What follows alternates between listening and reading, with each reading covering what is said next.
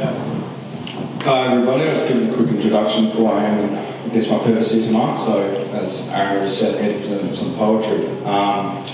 So, my name is Miller-Sabbioni. I'm a second year undergraduate student at UWA, studying philosophy, politics and economics. And I do part-time work at research at Curtin University doing research into ethics and morality and working with mob in the biodiversity sector, so conservation and biology.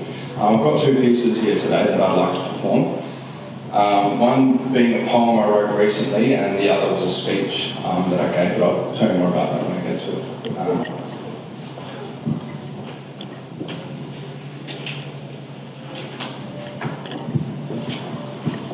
So this first poem I wrote was about grounding us back to the earth and recognising our ignorance as people. That if we look to the earth and we look to what it gives us and put away certain elements of our rationality and our logic, that the earth will provide for us not only our subsistence, but our morals and our ethical code and the way we should conduct ourselves. So, O Mother Earth, how endearing you are, power and will eternal, a provider for all. We possess harness skills of logic and rationality, yet you remain infinitely divine.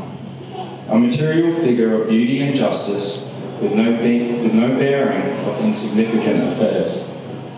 How you persist without tethering your tenderness towards us, all sharing and all giving the impetus of unconditional love, yet we remain indifferent towards you with a professed ignorance we hold from above. If only we were to look down and ground our feet, find the soil of our souls.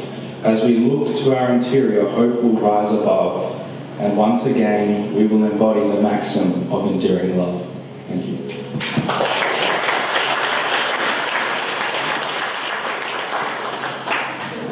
So this second piece here is a bit of a speech imbued with some poetry. I presented it at the Centre of Mine Site Restoration closing date, which was a centre for research into how to restore biodiversity with Indigenous mob, where there has been mining sites and so forth. So I guess the two things that I'd like to keep in mind as I say this speech is one, the struggle of Aboriginal and Torres Strait Islander peoples in this country, and the second is climate change and the climate crisis. So without further ado, I'll begin. Are we so estranged from our labours that we become inconsiderate of our relations?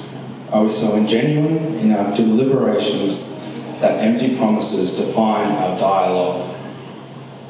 Are we so in denial of truth that we have become indifferent to suffering? Indifference to suffering harnesses an inescapable consequence, tragedy. Now the tragedy we face will be ineluctable. History will finally reach its end, the end of humanity, the demise of Mother Earth. It is in the intransigence of industry and state that we come to what may well be conceived as an insurmountable task, one of Sisyphean severity. The light at the end of the tunnel dims and the darkness grows. Is there a remedy in the darkness? Is there a glimpse of hope in the opposite? Echoes of elders past, stewards of the earth, as they journeyed on their spotlights, they entrenched in this land love, compassion and care. They lived by a sacred moral and ethical creed. What you take, you give back. Reciprocity. What you know is what you do. Knowledge. What their subsistence was is now our subsistence, the land. The land will continue to be our subsistence for those whose inception is yet to be conceived.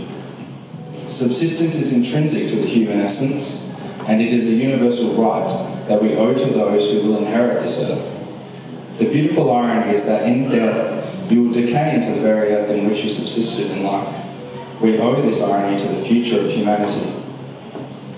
Hope remains as we meet at this crossroad. The elders of generations past walk on country here today. Those ancient sacred principles that enabled 60,000 years of continuous subsistence have been inscribed into the consciousness of the very Aboriginal leaders today. They embody the same sacrosanct creed. The spirits of the past inform the present through various means, whether it be the soil or in the soul. And now our deliberation has met its demands, restoration relentlessly required, Indigenous inclusion imperative. But if we continue to be willfully ignorant, choose to remain unconscious to the ramifications of extracting our subsistence and delivering empty promises, then this will certainly direct us to our doom, and we will call it fate. Thank you. And Brother B, Brian. Woo! Yeah. I gotta hear from you.